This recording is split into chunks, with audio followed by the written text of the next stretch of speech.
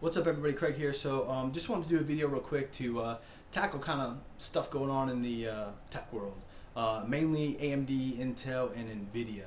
So as you can see in my hand right now, I have an AMD RX 480 that I had working on the Hackintosh earlier. There'll be a video for that. Inside my Hackintosh is a GTX 980 Ti, and then I'm running a Hackintosh obviously, but I also run Windows a lot because I like to play games and stuff like that. So this isn't from a fanboy or anything. I like everything. I like them all. But I just want to talk about some cool things that I think AMD is doing. And I think AMD is going to make a real good comeback. And I like a lot of things that they're doing. So first of all, let's talk about NVIDIA. So NVIDIA was kicking ass for quite a while. And, you know, they were really beating it down on AMD and everybody, and I think you'll see now everybody's a big fanboy for NVIDIA. But the thing is they got a little too comfortable, and they were marketing their GPUs up. They actually were very good at marketing by releasing many models of a GPU to keep it in whatever budget you wanted. But then when it came to the enthusiast card, I thought they just charged a little too much for it, and they were just king for too long. And now you have AMD coming out. And of course there was the Polaris architecture that came out. That's what's in this RX 480.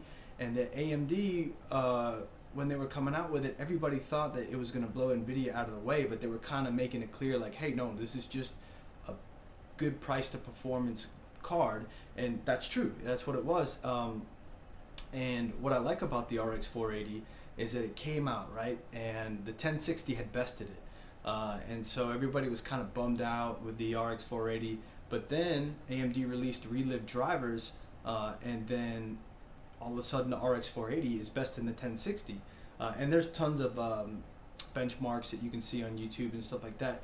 But that's just another cool point to AMD, is that they call it fine wine technology, where it gets better with age. How cool is that? You know, you buy a product and they stay devoted to you to say, hey, you know what, if you buy my product, I'm going to continue to optimize it through driver support, and it will get better in time. So that's pretty cool, because, you know, NVIDIA releases a lot of driver updates, but they don't necessarily address performance too much, more compatibility. But so yeah, they came out with the RX 480, 470, 460, and offered great price to performance. And if you look up a lot of price to performance videos on YouTube, AMD usually takes the win. For instance, the RX 480, right, is right now their best card for their Polaris architecture. And if you bump that up against the 1080, well, the 1080 beats it, right? Well, the thing is if you get two RX 480s, and these are roughly about $200 to $230, depending on which model you get. You know, there's a 4 and an 8 gigabyte of RAM.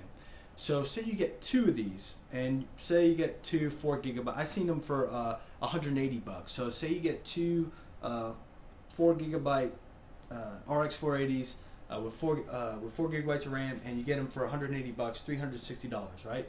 So you're running dual RX 480s in Crossfire, and you pit that up against a 1080. It is almost equivalent to the 1080. The 1080 just bests it by a little bit, and two of these cost $360. Meanwhile, the 1080 is rocking a $600, $700 price tag, depending which manufacturer you get. So absolutely, this is awesome price to performance. So I really like the Polaris architecture, and I think that it kind of went unnoticed. But what do we have on HoriZEN? We got Zen, and then we have Vega. So AMD's coming out with Zen and Vega, and already we're starting to see it. AMD prices have leaked, their SKUs have leaked, there's a lot of things leaking. Okay, nothing's confirmed yet, but the thing is if it's true, they are really socking it to AMD and NVIDIA with price to performance. And you got to give your hats off to AMD, and you got to give them the props that if you do end up purchasing it, you're going to have the best price to performance, and they're going to continue to optimize it through driver support. So that's pretty cool. I like that. And you know, it's pretty amazing how, you know, at CES they showed a chip that they were going to release that's pretty much equivalent to a $1,200 Intel chip, and they were right on board. And then the price is leaked, and if everything's correct, this price is going to be around $400 to $500 instead of a $1,200 Intel chip. So if you think about what they're doing, they're really getting competitive right now, and don't be afraid to give AMD a nod, because I really think they're making some good stuff. Anyway, that's all I had. I just kind of wanted to talk about AMD a little bit, and let me know what you think in the comments. If you liked it, go ahead and like, subscribe, comment. I'll put more stuff out. If you didn't like it and you're an AMD fanboy and you tell me that I don't know what I'm talking about, that's okay too. So that's all I got. Just talked a little bit about NVIDIA. Talked about how I'm excited about the upcoming Vega and Zen architectures coming out. And I hope AMD, you always want to pull for the underdog, right? Otherwise, when you got somebody on top, they overcharge you. And I think it's really important for AMD to come in and make a dent in the APU, CPU, GPU market. So that's all I got. If you like what you saw, go ahead and hit the like, subscribe, comment. If you didn't, you know what to do. Thanks.